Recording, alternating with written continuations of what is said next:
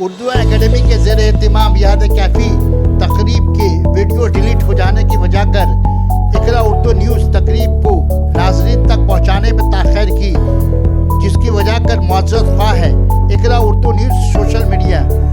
Corona ضابطے پر عمل کرتے ہوئے مغربی بنگال اردو اکیڈمی کے زیر اہتمام یاد کیفی پر سیمینار، غزل، گفتگو اور گیت کا یک روز رنگا رنگ تقریب۔ کیفی اعظمی کے قریب رہنے والے جناب ندیم صدیقی بمبئی اور جناب حسن کاشمی لکھنؤ نے اپنے تاثرات پیش کی۔ غزل اور گیت پیش کر رہے تھے جناب عمران اختر، جناب عاطف علی خان، محترمہ شالنی دے اور نظامت کے فرائض جناب صابر خان نے ادا کی۔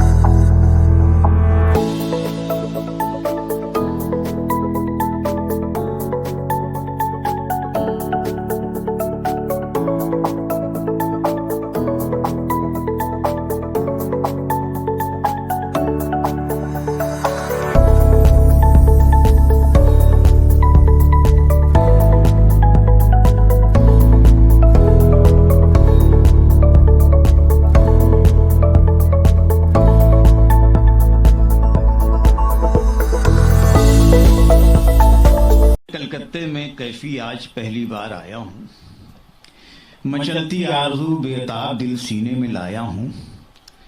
سلام اس شہر پر جس کی فضا میں گیت بستے ہیں، جہاں نظرل کے اور ٹیگور کے نغمے برستے ہیں۔ سلام اس خاک پر گودی سے جس کے آفتاب اٹھا، بغاوت نے کماں کڑکائی، شور انقلاب اٹھا۔ سلام اس دیش کے ان انقلابی نوجوانوں کو، بسا رکھا ہے مدت سے جنہوں نے جیل خانوں کو۔ سلام ان شہریوں، ان کامگاروں، ان کسانوں پر، وبا و قحط نے حملہ کیا تھا جن کی جانوں پر۔ سلام پر غذا چوروں نے در در ان کو دوڑایا، جنہوں نے پانی، روٹی اور نہ مرنے پر کفن پایا۔ سلام ان اسٹرائک کرنے والے کامگاروں کو، لہو پیتے نہیں دیتے جو اب سرمایہ داروں کو۔ سلام ان نوجوانوں کو، سلام ان بے گناہوں کو، پلایا خون ناحق جن کا جلادوں نے راہوں کو۔ اور نہ بھولے گی نومبر کی وہ خونی داستاں برسوں، کرے گا ناز کلکتے پہ کل ہندوستاں برسوں۔ سلام دن پر جب غیرت نیوں چھیڑا دلیروں کو، کوئی بے چین کر دے جس طرح خوابیدہ شیروں کو۔ اٹھے ہندو مسلمان ساتھ ہی جوش جہاد ایسا، لہو بھی مل گیا دونوں کو بہہ کر اتحاد ایسا۔ اس یکجہتی میں جانے کس کس کی موت پنہاں تھی، خفا کچھ رہنما بھی تھے، حکومت بھی پریشاں تھی۔ وہ منظر کاش خواب قوم کی تعبیر بن جاتا، خواب قوم کی تعبیر بن جاتا، وہ وقتی اتحاد اس ملک کی تقدیر بن جاتا ہے۔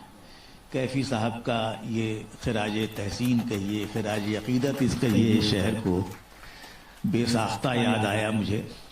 اور میں وہ بات کہوں کہ یہ حق واقعی آپ لوگوں کو پہنچتا تھا کہ آپ کیفی صاحب کو یاد کریں، ان کی شاہ نشان ان کو یاد کریں۔ اور یہ ابتدا ہوئی ہے، کسی وجہ سے وہ پروگرام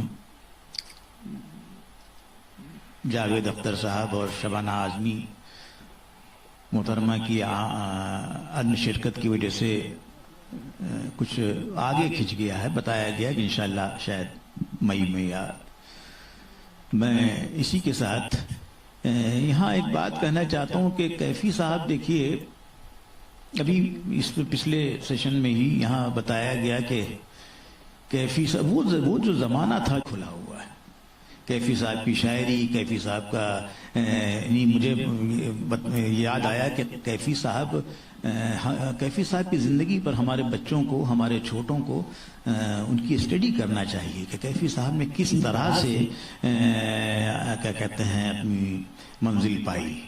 یہ کسی بھی زمانے میں کوئی بھی کام اتنی آسانی سے نہیں ہوتا. کیفی صاحب جیسے لوگ، کیفی صاحب ہی نہیں، سردار جعفری صاحب اور دیگر حضرات، سبط حسن صاحب، تو قومی جنگ پرچہ نکلتا تھا ترقی پسندوں کا، اور وہ صرف اس اخبار میں کام کرنے والے ہی نہیں تھے بلکہ وہ اخبار سڑک پر بیچتے بھی تھے. معمولی تنخواہیں، یعنی کہ اس کا ذکر کرتے ہوئے بھی شاید ہمیں شرمندگی ہوتی ہے، لیکن جس طرح سے صبر کا اور تحمل کا مظاہرہ کیا، اس کا نتیجہ یہ ہے کہ آج تاریخ کے اوراق پر وہ لوگ ثبت ہو گئے ہیں، ان کو کوئی مٹا نہیں سکتا. یہ بہت بڑی بات ہے. میں تقریباً 1.5 گھنٹہ میں اس مجلس میں رہا پچھلی نشست میں، تو کیفی صاحب، تمام شرکا نے، پڑھنے والوں نے، مقالے پڑھنے والوں نے جس طرح سے کیفی صاحب کی کیف سے سرشار کیا، وہ مثالی ہے. اور میرے خیال سے اس طرح کے پروگرامز ہوتے رہنے چاہیے، اور ہمارے چھوٹوں کو خاص طور سے ان چیزوں سے سبق لینا چاہیے. کیفی صاحب صرف تاریخ کے لیے مرے نہیں، بلکہ تاریخ بھی ان پر مر رہی تھی. کتنی عظیم شخصیت آج ہم سب سننے کے لیے بیٹھے ہوئے ہیں ندیم بھائی کے حوالے سے. اور چونکہ میری ایک طرح سے کیفی صاحب نے پرورش کی ہے، میری تربیت کی ہے، تو ان کا جو کچھ بھی کیفی صاحب سے میں نے حاصل کیا، اور جو واقعات میرے ساتھ ہیں، آپ کو ان واقعات کو سن کے اندازہ ہو جائے گا کہ جیسے کیفی صاحب کہا کرتے کہ ان کے اوپر میری ریس کا رنگ ہے. تو میں نے تو اور کسی کو دیکھا نہیں، پھر جب کیفی صاحب کو دیکھا تو میں نے اس کے بعد پھر کسی کو نہیں دیکھا، کیونکہ ان کی شخصیت کے آگے پھر کوئی تھا ہی نہیں. تھے بہت سے مجروح صاحب تھے اور لوگ تھے، لیکن کیفی صاحب کی جو محبتیں تھیں، جو شفقتیں تھیں، جو عنایتیں تھیں، جو محبتیں تھیں، وہ میں سمجھتا ہوں کسی بیٹے کو ہی مل سکتی تھی، اور وہ بیٹا ہی سمجھتے تھے مجھے. میری ملاقات ان سے ایسے ہی مشاعروں میں سن 78 سے ہوئی. پھر دھیرے دھیرے ان سے قربتیں بڑھیں. وہ جب جس مشاعرے میں ہوتے تھے میں ان کے پاس ہی بیٹھ جاتا تھا، ان کے چیئر کے پاس، اور کوئی ضرورت ہوتی تھی فوراً کرتا تھا. لیکن سن 86 میں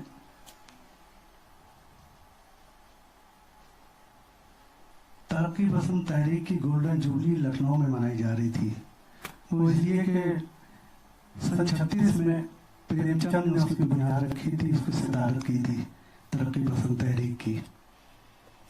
تو کیفی صاحب چونکہ اس کے سیلیبریشن کمیٹی کے چیئرمین تھے، ابٹا کے بھی چیئرمین تھے، تو انہوں نے لکھنؤ کو اپنا مرکز بنا لیا، اور انہوں نے کہا کہ 4-5 مہینے کم سے کم میں یہیں رہوں گا، آتا جاتا رہوں گا.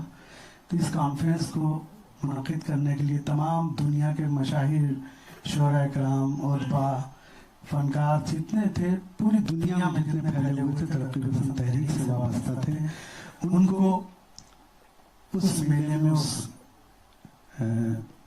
ادبی سنگم میں آنا تھا.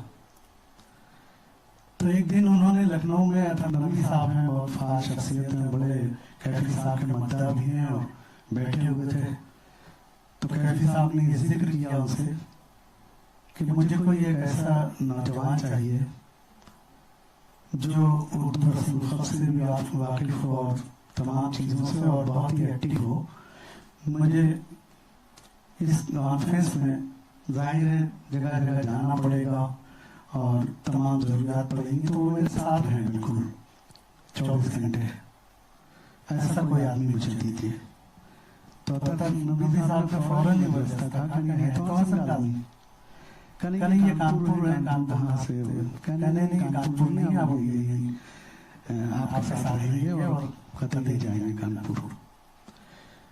तो वो कैफी साहब की खुतबा था।